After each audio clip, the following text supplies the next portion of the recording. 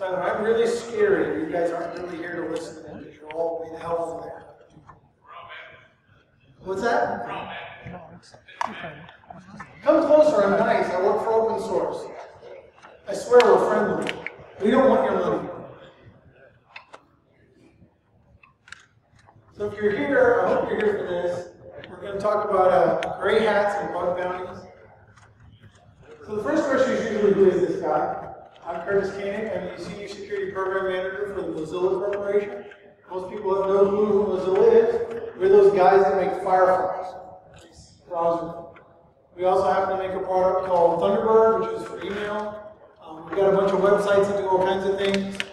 We've got some new products that we're looking at that are trying to advance the idea of identity on the web and get away from usernames and passwords. And for those of you who don't know, we also have a mobile phone platform coming out in 2015. We're making what we call the Firefox OS.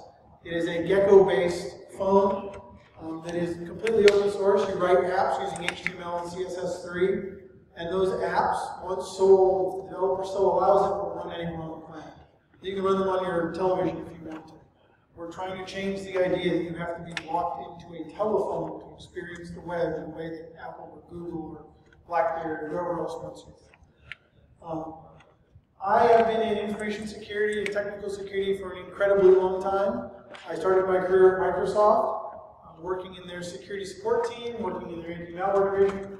I then left Microsoft to spend a few years in the healthcare industry here in Louisville. I left that about 2 years ago to take the job at Mozilla. My job when I joined Mozilla, I was the very first security program manager that my job essentially is to figure out all the bad stuff that's happening all over Mozilla and make it stop happening. So I'm responsible for client security. That means all bugs in Firefox and Thunderbird and the other product we ship. All bugs on all of our websites. So your website that you have might have a SQL injection or a process scripting error, and also our internal security. So you talk about our internal security of our networks, how our build servers work, our LDAP servers, anything that might hold customer data as part of my problem. And then recently I've also taken over owning our technical privacy records. So we have a very, very, very strong privacy policy. It's something we've stood behind for a long time and we want to maintain. So any product that could possibly impact privacy falls under some of the stuff that I do as well. So why even talk about this presentation? It's to me a very interesting place to be. It comes out of a panel I actually sat on about a month ago at G1st, which is a government conference. We got this email to security at Mozilla, which is one of the mailboxes I monitor, which is how we get data about what is broken. Much like security at any company, we have a mailbox.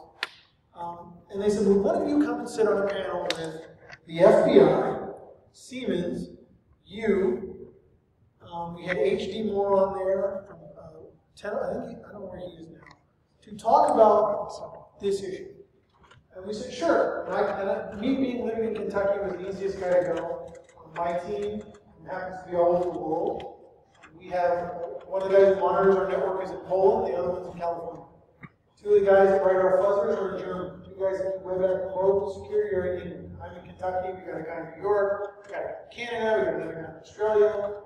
We do all the stuff I talked about before with 15 people spread all over the world. For the company of about 600, we have about 6,000 volunteers on it. While sitting on that panel, it became a really interesting discussion about how corporations, governments, software purveyors as well as hardware purveyors looked at the idea of outside parties reporting problems in their product and how that varied, of course, around the world. There's some differences in law that we're going to get into. And how we might make our industry better. That was really what it got down to. And that talk was on day one of the conference, and I ended up talking about this topic almost the entire time. People wanted to continue to talk about this idea of what makes a gray hat happen. So it means we sort of got to start with some definitions for level set, so that we're all using the same terminology. Well, I've already used the word gray hat, and I'm going to define that in a second by defining the other two extremes. You have black hat, we've all heard of. These are the people that want to attack your network for malicious reasons. They have no good in them whatsoever. They're there to steal things. They're there to deface a website because they think they have some right to do it. They're going to do whatever it is they want to do with malicious intent, regardless of whether they have any right or not. Other spectrum is us. We are the white hats. We are those with security knowledge. We use it to protect a network, to protect someone's systems or data, to protect whatever that is. In the middle, you have gray hats. These guys, or girls, as the case may be, can go in either direction. They will put on the hat that suits them most at any given time. They, to some degree, have an ego that is looking for attention, whether that attention is good or bad. They will more than happily destroy your network when you ignore them, and do not respond to the email they send you about what is broken in your network. They occasionally have a profit motive. Many of them sort of have what I like to call moral flexibility. Depending on the situation, their morals may change. The other thing that really comes heavily into this is the idea of a fuzzer. A fuzzer is a software tool written to specifically find problems. Has anyone in here not heard of a fuzzer before? You don't know what a fuzzer is. Black gray hats use fuzzers a lot. At Mozilla, we have a team that does nothing but write fuzzers and apply them to our products. And if you're curious, we share that data. We actually share our fuzzing platform to a degree. We don't share it at all. Some of that is dangerous to our product. But we do share the fuzzing tests, and you can run them in your own fuzzers and use them on yourself. And then obviously, the next part of that is a bounty. A bounty is quite simply almost like a ransom. People say, well, aren't you paying ransom to a terrorist? Not really. A bounty is more towards if you did something useful, that thing has a value in terms of its difficulty and its technical value, and we're willing to pay for the time and technical knowledge that we invest in that. That's how, to me, a bounty differs from any ransom. And then the last part of this is, I think, one of the more important parts, and that is what constitutes responsible disclosure. Responsible disclosure is the idea that when I find a vulnerability or a problem, that I report it to the vendor or other responsible party. I do not then disclose any information about that vulnerability to any other party until such time as the first party has had either time to fix the problem or has already shipped a patch. Okay? That's the easiest way to define it. So we've already mentioned one of the players in this game, and one of those players is the gray hats. I'm going to talk about that in a little bit too. But the first party in this, so the creator, that's us. That's anybody that makes an app. That's not just Firefox. That's not just Internet Explorer or Chrome. That's anybody who makes an app that lives on the internet. It could be as simple as saying, hey, customer, give us your email address. We want to send you a monthly newsletter. Or, hey, come on here and manage your account for XYZ service that we provide for you. Those are all applications. Those are all built by creators. In the middle of this, there is a gray area. I like to call these people the brokers. Anybody ever heard of tipping point? Show of hands. VUPen? They're interesting. Let's talk about that. So tipping point, for those of you that don't know, they are originally started by 3Com. I don't know if they're still under 3Com anymore. But they would buy vulnerabilities, pay the finder, but they had a kind of a high bar. You had to provide them a vulnerability and a proof of concept to prove that the thing could do damage. They, in turn, would then report the vulnerability to the original software creator. And at the same time, they sold a product to protect you from said vulnerability. So if you're a corporation, you go to Tipping Point, buy their product, and they will protect you from all the vulnerabilities that they have found, while letting the rest fall to the ground, fall in here, until said software can fix the same problem. VUPen plays the exact same game. You've probably never heard of them because they won't do business with you. VUPen buys vulnerabilities from anyone who will sell them, and they then sell them to NATO-friendly countries. NATO-friendly countries then use said vulnerabilities to hack whatever the hell they want. And the goal there being that said vulnerability is kept quiet as long as possible. No one ever discloses it. You will have the instance where the vulnerability is found and fixed by someone. You will then see VUPen at the annual competition at CanSec West using said vulnerability to attempt to own Firefox or Chrome or Internet Explorer for the own contest. If you've never seen this, This is one of the most fun hacker things I've ever seen in my life. A bunch of guys get in a room and they try to pop a browser on a computer or a phone. So Blue Pen plays a very interesting role in this. They want to keep the vulnerability hidden for as long as possible or sell it to a government actor so that said government actor can write exploit code against the target. Interesting little game in the program. Lastly, we have the breakers. And the breakers, again, fall into those two groups. The gray hats, which, for the most part, are more than happy to disclose responsibly to people when there is proper incentive to do so, and the recognition of money. And then the black hats who just give a crud and want to own you and go, haha, I'm the best hacker in the world. Or they may even be nation-state actors, or they may be organized crime actors who have an entirely different monetary incentive that they're looking for with said attack. This is, again, to illustrate the idea that gray hats are in the middle. Black is on the left, guys. Right, us, good guys, gray guys. There is a discussion of ethics that always arises with this. Is it ethical to run a fuzzer against a piece of software that I have purchased but did not create, to find vulnerabilities, to then responsibly disclose or not to the creator? Or maybe I just told them. That ethics varies to some degree based culturally and has implications in terms of the law as well. Because there are markets at play. We've already sort of mentioned some of them. A big one are, anybody heard of Obey? Not eBay, Obey. Nobody's heard of Obey? Imagine eBay, where the only product being sold are zero-day exploits for every software platform in the world. It's literally hackers bid for other people's vulnerabilities that they want to buy and then go using it. It is a running website. It runs out of a neutral country that we can't touch. And as far as U.S. law is concerned, it's completely illegal. Until you, in the U.S. at least, until you take a vulnerability and apply it to a target, you have not broken the law. I can take that vulnerability, I can code it into a virus, I can code it into a worm, I can attack my own network, I can attack any network or product that I have permission to do so. The minute it gets out and attacks something I don't have permission for, is the minute I've broken the law. So there is nothing to stop me from doing anything until I break somebody else's machine. Those laws change drastically in the country. In the U.S., it's perfectly legal for me to go out, find a vulnerability, write it on a web page, and post it on the web. Immediately. Even no monetary value for it. I haven't violated the law anyway.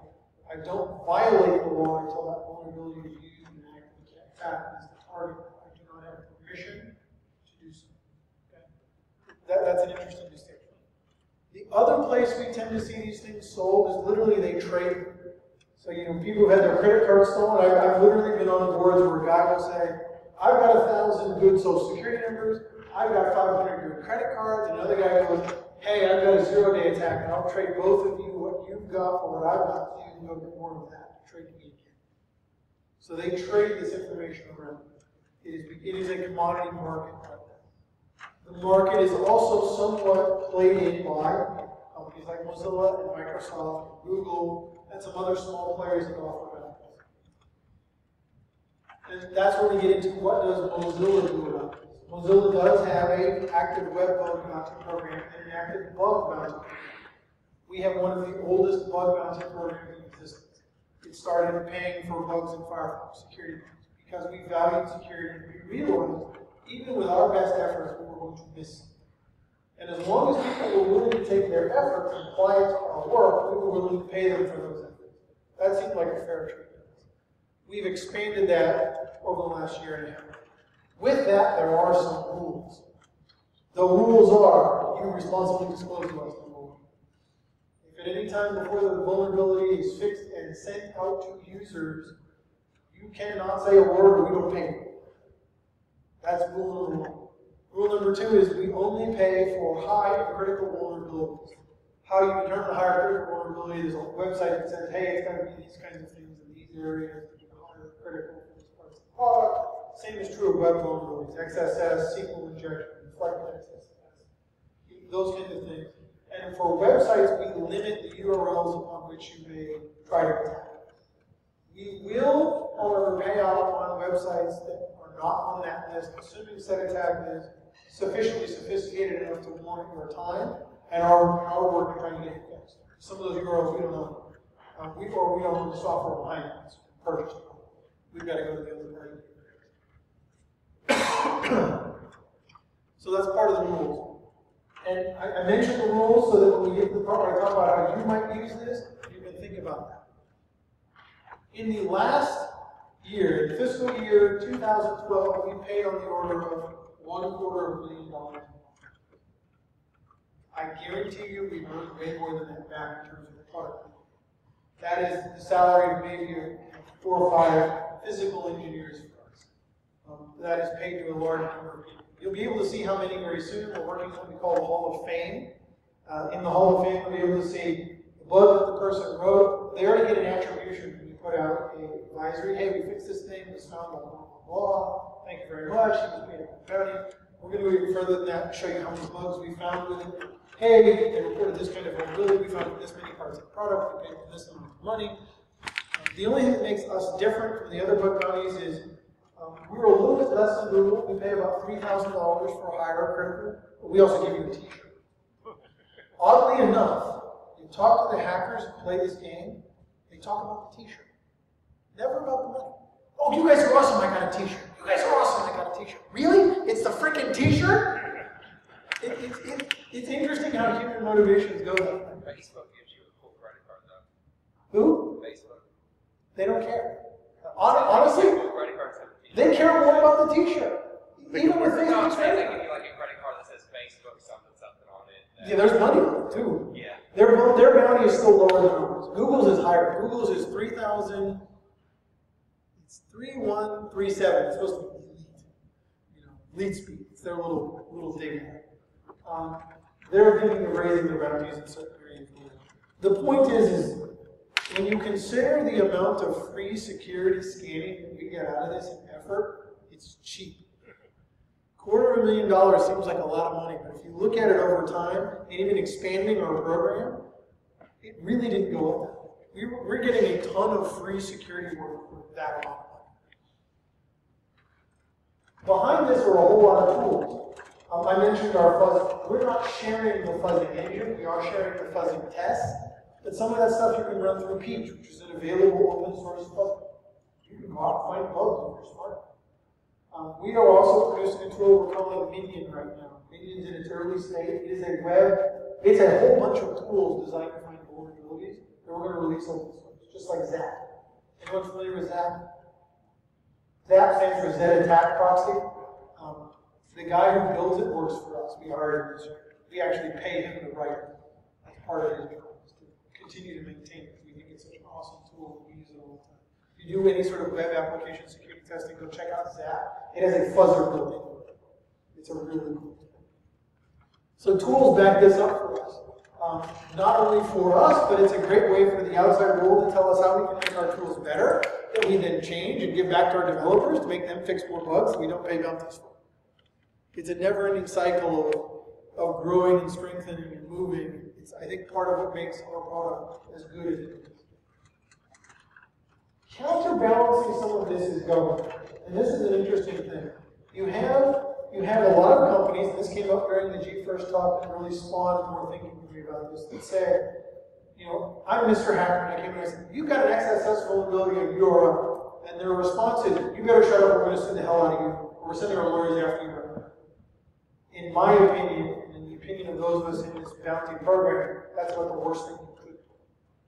If you have a customer or a user who likes your product so much that they found a problem, really screw you up, that they happily reported it to you, even if you don't have a bounty, you've just destroyed that relationship. They're never going to tell you ever again. They now have an incentive to hate your guts and turn around to obey and sell to them. And they're going to make a lot of money from it. Especially if you have any sort of thing that anybody wants. It is to your advantage, in my opinion, to find a way to incentivize them to continue telling you have problems quietly and happily and responsibly. You're getting free workout. It costs you a t-shirt, it costs you $50. However you feel like you want to pay for it. Some of our more often contributors, we fly them to conferences. We'll pay for them to go to Black Hat. Thank you, you're awesome. We're all going to Black Hat, why don't you come with us? And we pay for their trip. Or Mozilla will host, we have what we call Moz camps. They're all over the world. We just had one in Poland last month. We have one in Singapore next month. We'll invite those people in at our cost. Hey, come on out. We want to talk to you more about security, how you might be able to do more for us and help us out. The amount of money that costs us is a hell of a lot more than the amount of work that we get out of it. So if you are turning them off by sicking your lawyers on them or threatening them with legal action, you are, in my opinion, turning off a very valuable source of information for your security program. It is a very scary place to be. Nobody, no executive at the top wants to hear, oh my God, Bob Jones in Omaha found a critical security vulnerability in our website. And, blah, blah, blah, blah, blah. The counterpoint to that is, yes, but Bob told us. Bob didn't go and sell it. Bob likes our product enough to want it to be better. That's how you have to look at this thing. You're building a customer loyalty program. Government has a part to play in this. I've already mentioned how the U.S. plays in some of this. And the laws and legislation around the world vary greatly. In some places it's completely legal to publish the code for vulnerability. In some places it's completely illegal to own the code for virus. We're lucky in the United States we can do that. At Mozilla, that is a challenge for us because we do have people reporting vulnerabilities to us from around the world where it's technically illegal for them to tell us they're doing so. And then we're trying to pay for it. So it becomes a very delicate balancing act for our legal department to make sure you stay within the bounds of what's legal in that country for us to be able to do and continue. One of the things that GFirst really came up with that I thought was interesting is that the guy from Siemens at one point said, it would be really helpful if the NIST, or not NIST, it's, oh crap, I just forgot. If the government had a clearinghouse where someone could report a vulnerability responsibly, and the government could then turn around to the person that owns that URL and that web application to get it fixed, even if there is no money involved. Basically, they become a blind middleman. Their only job is to get vulnerabilities into the hands of people who can fix them to increase national security or infrastructure security or whatever it is. I think that's a really interesting idea. I think it bears a hell of a lot more discussion. I think it's something that businesses need to be open to. The idea that you're going to get vulnerability reports from a responsible party. So now we get to the part of this where we're talking about you. How can you use this? I think I've already sort of mentioned that. If you don't have a bug bounty program now, I would really encourage you to think about it. Even if it's something you do very quietly. This is not something, but we don't pay our employees for this. Our employees are more than welcome to go run the tools and find vulnerabilities and report them to us and get them in the bug database and help us get them fixed. We just don't pay them bug bounties. However you want to do that works great. You obviously don't want to pay your development staff to find bugs they may have planted on their own and get a hold of. That obviously doesn't work. But it does move you to say, well, hey, testing group, maybe I can incentivize you guys to get more bugs by giving you some monetary gain. There's little companies that pay their testing to basically have a bounty on the developers. And the developers have a pool of cash, the company sets aside a report and says, this is your bonus. QA guy, you're welcome to go steal that bonus from the developer. They turn it into a competition. So the developers are incentivized to protect their money, and the QA guys are incentivized to go steal the money in a sort of controlled way. And this is also, for me, I don't like to talk for the whole hour. I like discussion. Please don't go to sleep on me. I would really like to hear more about what you all think about this sort of concept and idea as well, and any challenges that we may be able to discuss as a group for your company and how you might be able to do about that. So, is Mozilla or is there anybody else willing to help provide guidance to commercial organizations on how to set up such a program? We're more than happy to. We share everything we have about our bug bounty program. The rules for our bug bounty program are published on our website. There are different rules for web bugs and client bugs I've already mentioned. We have a small committee that meets, and what basically in our bug database, when a vulnerability is reported by an outside party, as program manager for security, I monitor for that. I flag the bug as a bounty nomination, And they regularly go through and look through the bugs on a regular basis and decide, does this meet the criteria for a published nomination? If it does, what amount should we pay to them? And then that committee takes care of paying out. So it's really a very simple process. And we made it very clear, hey, this is how we will pay you. Here are the rules. Send an email to security@mozilla.com. Tell us as much as you can about the problem you found. You don't even have to have a proof of concept. Unlike Tipping Point or Wupen, who want vulnerability with a proof of concept, we're more than happy to just take it. Mostly because we think our developers are smart enough to figure out when their stuff's broken. So we get, when we can get a proof of concept, that's great. We try to avoid it for the simple reason that requiring a proof of concept to some degree is a very different thing than finding vulnerability. If I can weaponize it, that's a very different skill than being able to find it. We don't necessarily want to encourage weaponization, like some of the others do. So we encourage the finding, however you manage to. So yeah, we're more than happy. If you want to talk about how we do it, I'm more than happy to talk to you about it. I'm more than happy to share our lessons learned over the years with you guys. We've had a bug bounty program for at least 5 years now. So it's been a while. And like I said, we've expanded that web bug bounties. We're expanding it again on our own platform. Because to us, it's just a natural progression. We're paying bug bounties on Persona. For those that haven't heard, we're working on a authentication scheme called Persona. The idea is that it is privacy protecting, so the user only discloses the information they want, and it doesn't require a whole bunch of passwords. Because passwords suck. Passwords are evil. But I can still get a guaranteed authentication system. We are paying bounties on that product as well. We were starting paying bounties on that one actually when it was in alpha. Why? Because we put it on the web and we asked people to use it. And the minute you put something out that leaves that sort of lab area, we start turning it into a product to us and the security team. That was good enough to say, if it's broken, we should fix it. If it's broken and somebody found the problem, we should pay them.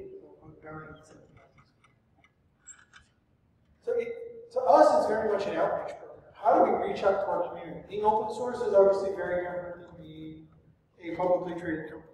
Our goal is to get as many people as possible in that wrap of our arms to come be part of the project. We have more developers that we don't pay than we do. We have 6,000 developers in the world. We don't pay a penny to write code for us every day. And the only way you're going to encourage those people is by bringing them into the decision process and the ideas that we have. The same is very true of security. I mean, I get stuff from college students all the time. Hey, I'm blah, blah, blah, at the University of X. I happened to be poking around, I was learning about cross-site scripting, and I found a cross-site scripting vulnerability in this part of the website. And our response to them is always, thanks for reporting this, that's awesome, and flag the bug for a bug bounty. Thanks for helping us out. If there's anything else we can do to help you with your career, let us know. Here's some tools you might want to look at.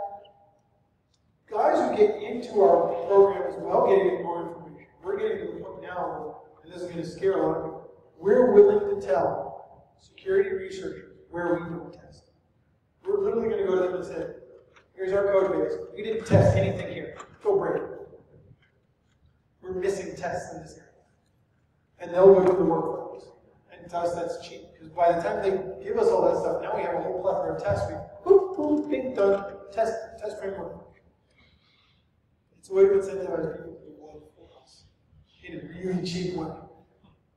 One of the guys on my team, I mentioned we have a team of fuzzers. One of those guys is in Germany. This was a long-term discussion. He did his master's degree, and he wrote a fuzzer. And he decided he was going to point that fuzzer at Firefly. And he did that for like 2 years. We paid him a lot of bug bounties. As soon as we found out he was graduating from his university program, we went, come here, you want a job? He works for us, and he loves it. I mean, he might have made more money as a bug bounty hunter, but now he has a stable job, he's got health coverage, he's got retirement, he's got all the stuff he didn't get as a money. And he gets to say he works for Mozilla. So there are all kinds of ways to play this game. But a lot of it feeds back to that gray hat idea I started. They're gray because they could be indifferent. If you attack them because they told you something, you're going to flip them to black really fast. They really don't care. Again, if they like your product enough to tell you that it's broken and that you fix it, you always think they care. That's just my thought. Wow. put you all to sleep. It's late in the day. Yeah. Yeah, sure. I'm here to represent the company. For those of you who don't know, I live here in Louisville. I'm lucky enough that I work out of my basement. I usually spend my day in shorts and a t-shirt because I'm just a really freaking lucky guy. The biggest part of my commute that I worry about is stepping on Legos. They really, really hurt my bare feet. I admit that I'm really lucky, and there's a couple of my friends in the audience that basically look at me every once in a while and go, God damn it. Oh, yes, I am. I will fully admit it. I'm very lucky to do something I really love for a company that values what I do and really lets me play in any sandbox I want. If I want to go and play around with the phone platform, I can play around with the phone platform. As long as I'm doing something useful for the greater good of the project, as we call it. We don't call it a company, we don't really call it anything other than a project or a community. And while I'm a full-time employee, what we call ourselves our full-time contributor. How do we make money? That's a great question. If you guys want to completely swerve off topic, I'm going to show of hands. Who wants to go off topic? Okay, how do we make money? This is a great question. One of the ways we do that is we have deals with the major search engines on who is the default search engine in the list. They pay us the amount of money to be in that list, and that's how we do it. How much money is that? It's enough to pay for 600 full-time people about every year. I can promise you that I know this, the amount of money that Google spends every year advertising Chrome, just Chrome, is more than we spend every year on operation. So, we're pretty efficient and small. We make money in a funny little way, this whole search engine. We don't have a search engine. People like to call us the Godzilla of search engines. We don't have a search engine. We've never been a search engine. We don't want to be a search engine. And we don't want to be a publicly traded company ever. It's an interesting little thing. We are the Mozilla Foundation. We are a not-for-profit corporation that owns a for-profit corporation. That all happened by accident. It happened because of these search deals. We started making a bunch of money, and the federal government showed up and went, taxes. And we went, okay, we'll go to this company over here, and they'll pay all the taxes, and the foundation will stay over here. There's no need to worry about stock or other stuff. We don't focus on money. That is the very other thing that is very different from Mozilla, from other large corporations. When we have quarterly meetings or yearly meetings, we talk about what is good for our users, what is good for the internet, what is good for the web, and how do we protect it as a natural resource. That's really our focus. I've been in the company for 2 years now. I've been to 3 meetings where we had everybody in a room like this, all 600 employees. The CEO gets up and talks for an hour, and never once does he talk about how much money we need. Not once. We just don't care. That's not the important. The important thing is, did we protect the web as a commodity for the world? Did we do the right thing for our users? And did we continue to protect their privacy and security? Those are our things.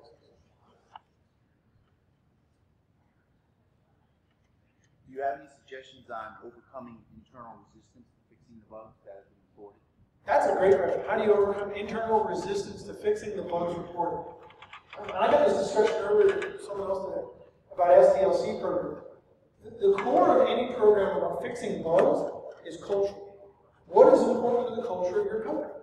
If what's important to the culture of the company is making money and shipping product first, driven by features, you have a fight that you're going to have to get into about getting security being a core part of quality for those features. You have to understand the culture of wherever it is that you work and what they value.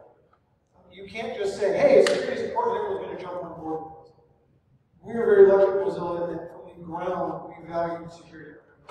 So it wasn't a fight where the developers would go, look, here, security, we're going to need you to fix it. I'll tell you, we're not always party number one. But we're always pretty close to the top. It's a critical or high level. They fix them very quickly. And that's really the core of any SDLC program. What is important to your company? Or what cultural values does my company hold that can leverage security? If they value shipping features first, then I've got to get my security program here in the early, but it's not going to delay them. And I've got to convince the developers that security is a quality metric, shipping this awesome feature that I'm developing money on. So I can't give you an exact answer because I don't know the culture of your company. And I think that varies great. Microsoft took literally a memo from Bill going, you're going to do this with the fire. Came from the top down. Some companies it goes from the bottom up, some from the top down. Some it comes out of a development organization. Some it's a small thing like when the development team goes, look, I really want to partner with you. We're willing to invest our time and effort into this to make your part of the product secure, building a win with them, and then showing everybody else in the company what that win did for that team. That they want to get on board with that as well. There's a great book that I love called Influencer. Never read it. It's a great book. It talks about how you can use different types of influence in different areas to get people to do things. Peer pressure, top-down, policy, and picking the right one for the right given situation. That's one of the best books I ever read when I was a corporate security practitioner. How am I going to convince these people that I have something that they need and influence them to get it? That's a good place to start. Yeah.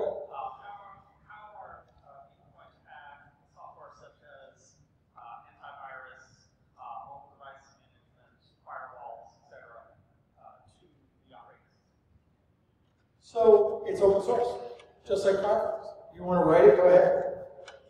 It's open source.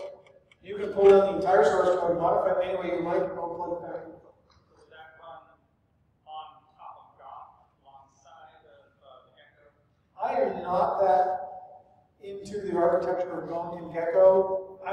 What I'm really thinking is if someone wants to create an application to do that, it's going to have to be with one, the handset manufacturers going to have to be drivers. That's the only thing we don't control. We don't control the hardware. It's not our thing. We said we don't want to be in the hardware. So some of that is the drivers. You have to get the files from drivers from the hardware manufacturer. The software itself, in terms of Gong or Gecko, is open, and you can write on top of that. And some of it's also going to be up to the phone carrier. We have worked very hard to keep the phone carriers as open as possible. Of course, they have their own profit motives involved. Excuse me. So that question is a little bit outside of the architecture right now. And to be honest, it's still Gong. We have a meeting coming up probably next week. We're going to talk about how to do updates, how we're going to run updates for Gecko. And believe it or not, if you want to attend those meetings, please do. All my security review meetings where we review our code are open to the public. I advertise them on an open calendar. I tell you how to call in. I tell you how to join our video conference. I tell you how to join our IRC channel.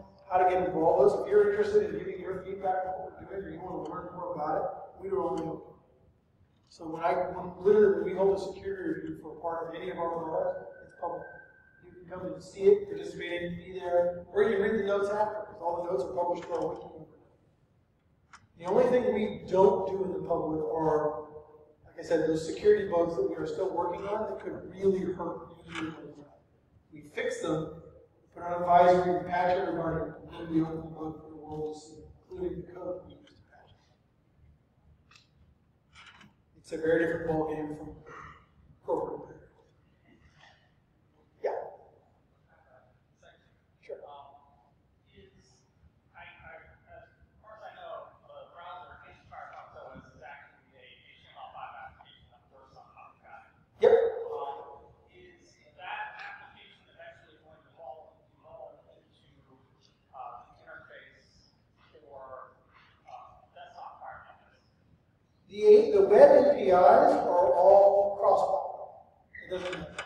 I highly doubt that the browser that's in the browser we're talking about mobile is going to be the way Firefox is, just because it's designed that way to work the way it needs to on mobile.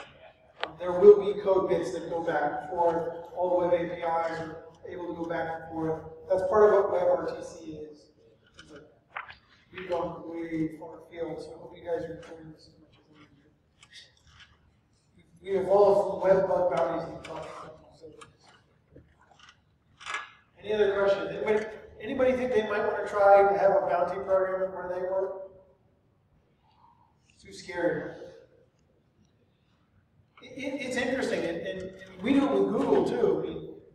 What's interesting is Google allows our employees, even though we work together on a lot of stuff, to file bug bounties and get paid for it. The difference is we encourage our employees to give their bug bounty to charity, and not our charity, somebody else. Yeah, there's a guy on our team, that, again, another one of the fuzzer guys. He files probably $10 a week in Chromium, and he takes the money he earns and donates them to the Boys and Girls Clubs over there. I think it might just be hard telling people where they can and can't touch, you know, anything. You know? Yeah, that can be tough to tell people where they can and can't touch. But part of that, they're gonna want to get paid, so they're gonna go where they can touch. Yeah. And you've got, like us, I think you have to be a little flexible. You have to be able to say, okay, this isn't one of the areas you were looking for, but you found a significant vulnerability. The amount of work to find and exploit this is worth us paying for that. And a lot of you may even find a great employee. You may be looking for a developer that can fix some type of problem for you. They're going to show it out of the web because they want to get paid however it is you're going to pay them. And then there's a lot of companies that pay bug bounties. So, I can't remember the URL. There's a hacker site after someone lists all the bug bounties paid in the world. There's like 150 different companies that pay bounties. And some of them are as little as $20. Some of them are Google, who pays a significant amount of money, or even Facebook, who will pay $5,000 for something. It just depends on what is that incentive for your group that's going to work. Again, incentives vary. Differentiate a little bit like culture and company. But I think you can find a way. It may just be the internal way. Hey, QA guys, here's this pile of money that we're willing to give to the devs as a bonus. This is your chance to steal it for you instead of us giving it to them. You guys use any type of developer type bounty like Top Coder? Nope, we don't use a developer bounty like Top Coder. I was telling somebody else earlier, one of the things we do is internally we publish a weekly metric of, so Firefox is broken up into a bunch of areas like DOM, HTML engine, JS, networking. We publish how many high and critical vulnerabilities each area has. So in the weekly developer meeting and the weekly directors meeting, they see those numbers, and it's a race to not be number one. So it's an internal competition to suck the least. It works really well. We're trying to find ways that we might be able to share that more publicly. We still have some concerns as a security team. How do we share this data and not put people at risk? You know, how do we go out in the world and say there's X number of vulnerabilities in the DOM engine and not encourage bad guys to go and try to find them in the DOM engine because they don't already know there? How do we do that? That's the challenge. We're trying to get more of our security information into the hands of everybody. We want people to learn from what we do to make their programs better, and the bug bounty program is just one of those. We're even considering paying bug bounties for people who find vulnerabilities on our internal network. If you're willing to tell us that we've got a problem, we might as well fix it and pay for it. Or get free work. Not free. And in some places, $3,000 is a significant amount of money. We got guys, from Southeast Asia and those areas, $3,000 is a big pile. They love it. I mean, they can find $2 or $3 a year and live in the kings.